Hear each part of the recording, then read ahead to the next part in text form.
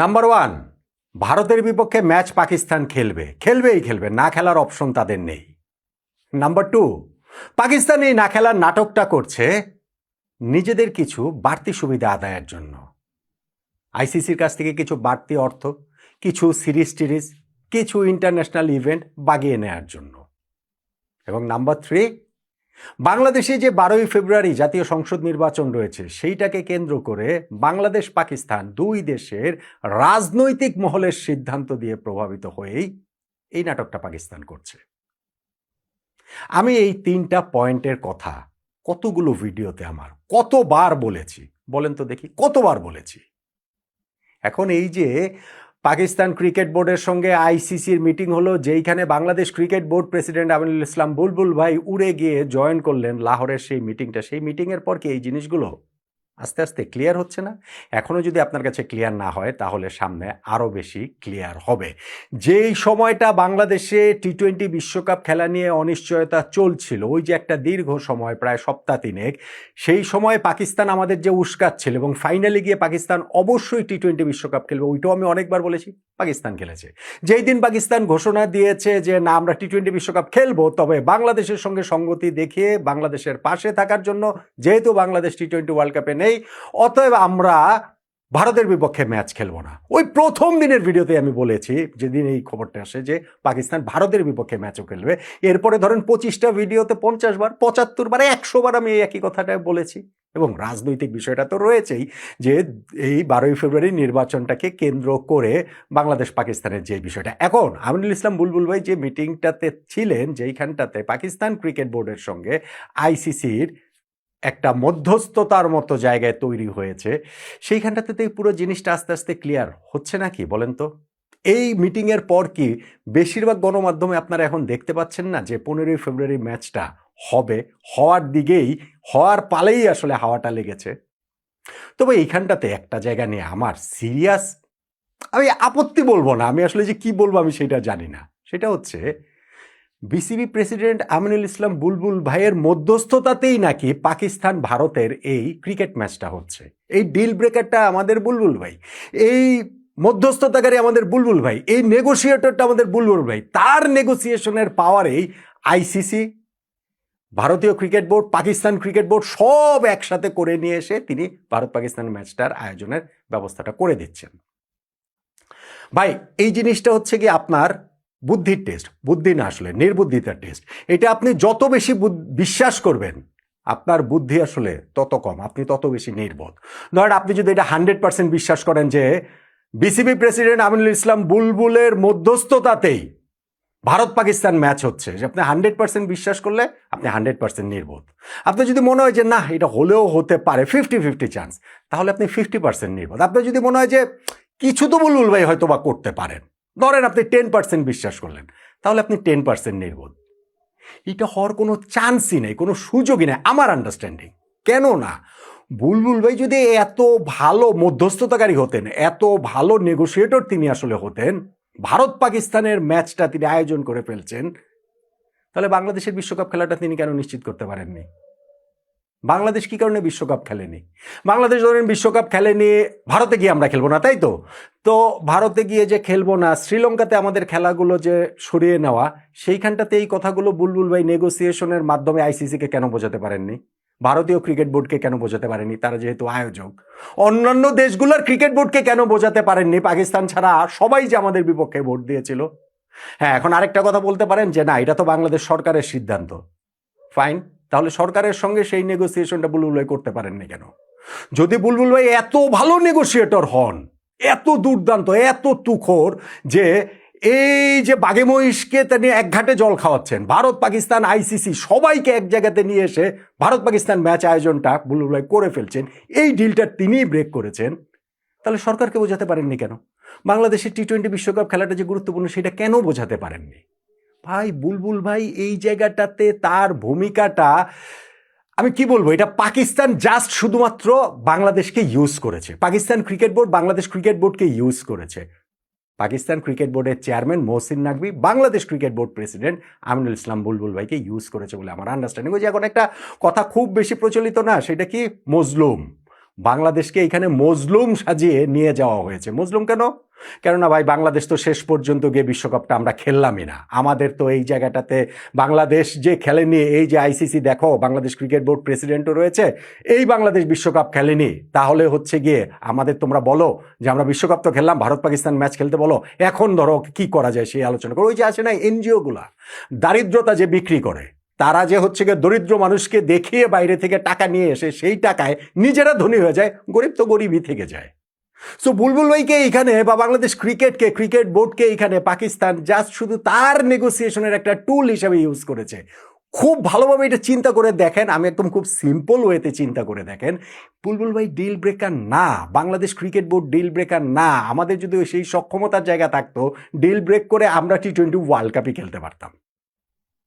So এইখানটাতে এই আলোচনার কোনো জায়গা আছে বলে আমার কাছে মনে হয় না।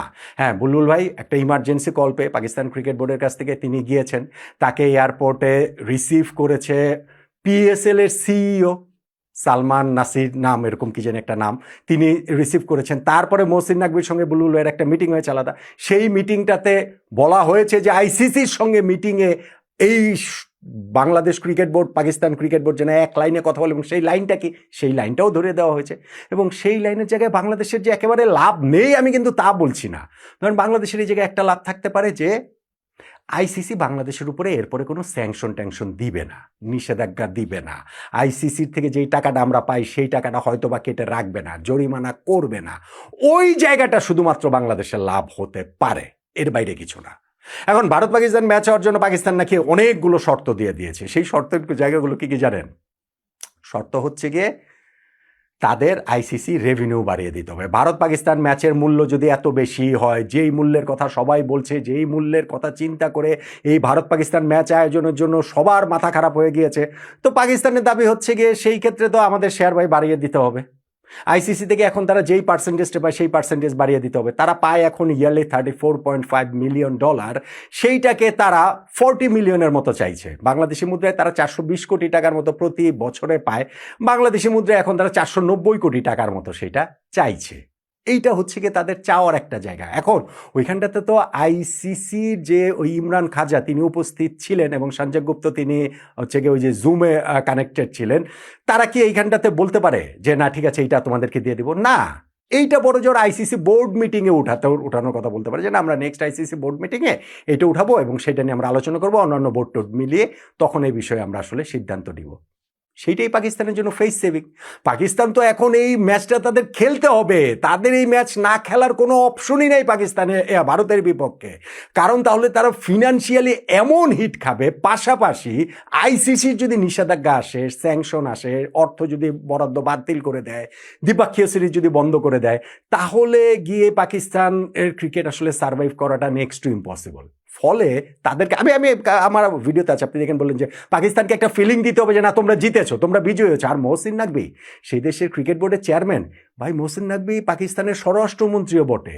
পাকিস্তানের ওই ভীষণ ঘোরালো রাজনীতিতে ভীষণ ঘোরেল একজন, সবচেয়ে টপ লেভেলের স্বরাষ্ট্রমন্ত্রী, তো টপ লেভেল ছাড়া আর হওয়ার কোনো কারণ নেই, ওই রকম একজন রাজনীতিবিদ, যিনি এই পুরো নেগোসিয়েশনটি থেকে এইভাবে বের হয়ে আসবেন যে আমরা জিতেছি, আমরা এখানে বিজয়ী হয়েছে। বাংলাদেশকেও এরকম একটা ফিলিং অনেকেই আসলে পাচ্ছেন। ভাই আমরা যেদিন ওয়ার্ল্ড কাপ খেলিনি সেই দিনই বাংলাদেশের চূড়ান্ত পরাজয় ঘটে গেছে। এরপরে আর আমাদের বিজয় এখান থেকে হওয়ার কোনো অপশন নাই। এখন সেইখান থেকে যদি স্যাংশন ট্যাংশন এড়াতে যদি আমরা পারি, আইসিসির কাছ থেকে যদি টাকা পয়সাগুলো ঠিকঠাক মতো পাই, তাহলেই আসলে আমাদের জন্য মন্দের ভালো, যে ঠিক আছে ওইটা তো হলো না।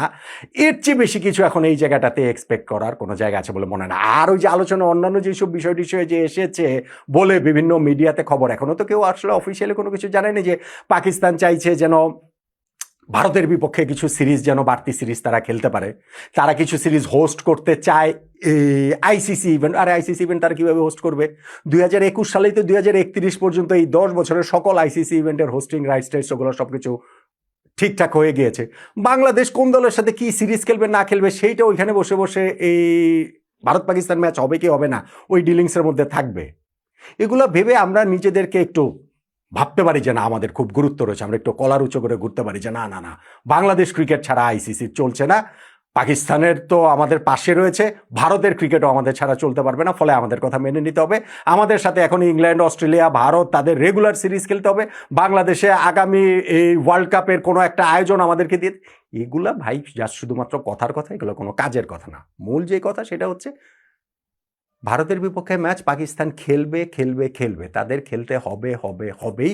এবং সেই জায়গাটাতে তারা এই ডিলিংসের মাধ্যমে যদি কিছু টাকা পয়সা বাড়িয়ে নেওয়া যায়, সেই চেষ্টাটাই তারা করছে। Bangladesh cricket board president Aminul Islam Bulbul ভাইকে নিয়ে গেছে যে বাংলাদেশের ভিকটিম কার্ডটা প্লে করে, যে দেখো এই যে এই অবস্থা, ওদের বিষয়ে আর কিছু করো না। কেননা হচ্ছে গিয়ে বাংলাদেশের এটা এস্টাবলিশ করা গেলে পাকিস্তানের নেগোসিয়েশন, তাদের নিজস্ব নেগোসিয়েশনটা সুবিধাজনক হয়, সেটাই তারা করতে চেয়েছে। এবং আইসিসি আপাতত এই সকল কিছু মেনে নিয়ে বলতে তার চুক্তি স্বাক্ষর হবে না, যে ঠিক আছে নেক্সট বোর্ড মিটিংয়ে এই আলোচনা হবে, সেইটুকু করে আইসিসি ভারত পাকিস্তানের ম্যাচ আয়োজনটা করে ফেলবে, আয়োজনটা হয়ে যাবে। তারপরে সেটা ইমপ্লিমেন্ট হবে কি হবে না, ওগুলো তো পরের ইস্যু, পরের বিষয়। সো মহসিন নাকভিও তখন দেশের মানুষের কাছে, তার দেশের মানুষের কাছে বলতে পারবে যে না ঠিক আছে, আমরা তো জিতেছি, আমরা তো শেষ পর্যন্ত ভারতের সঙ্গে খেলেছি, কিন্তু আমরা আসলে জিতেছি।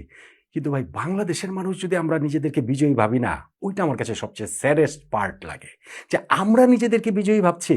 আমাদের মনে হচ্ছে যে আমাদের বোর্ড প্রেসিডেন্ট আমিনুল ইসলাম বুলবুল ভাই গিয়ে এই ভারত পাকিস্তান ম্যাচ আয়োজনের মধ্যস্থতা তিনি করে ফেলছেন।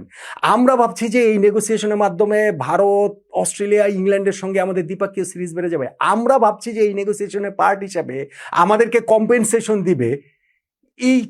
এইটাই আসলে আমার কাছে সবচেয়ে দুঃখজনক লাগে।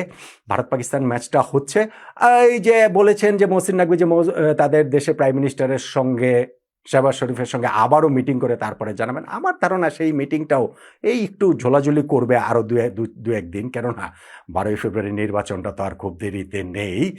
তো তখনও তো ওইটা ওই পর্যন্ত না হলেও, ওই 12ই ফেব্রুয়ারি পর্যন্ত না হলেও ওই কাছাকাছি সময় আসলে চলে যাবে এটার ফাইনাল ডিসিশনটা আসলেই। কিন্তু ডিসিশনটা কোনো সময় অনিশ্চয়তার মধ্যে ছিল না, সব সময় ডিসিশনটা এটা হয় ছিল, অন্তত আমার আন্ডারস্ট্যান্ডিংয়ে, যে ভারতের বিপক্ষে ম্যাচটাও পাকিস্তান খেলবে।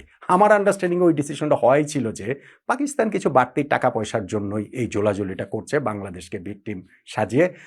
এবং আমার ওই আন্ডারস্ট্যান্ডিংটাও প্রবলভাবে রয়েছে যে বাংলাদেশের নির্বাচন কেন্দ্র করে রাজনৈতিক স্বার্থসিদ্ধির জন্যই আমাদের ক্রিকেটটা বলি হয়েছে, আমরা বিশ্বকাপটা খেলতে পারিনি। আমার ধারণা সময় যত গড়াবে, আমার এই মতবাদগুলোর সঙ্গে, আমার এই মতামতের সঙ্গে একমত হওয়ার মানুষের সংখ্যাও ক্রমশ বাড়তেই থাকবে।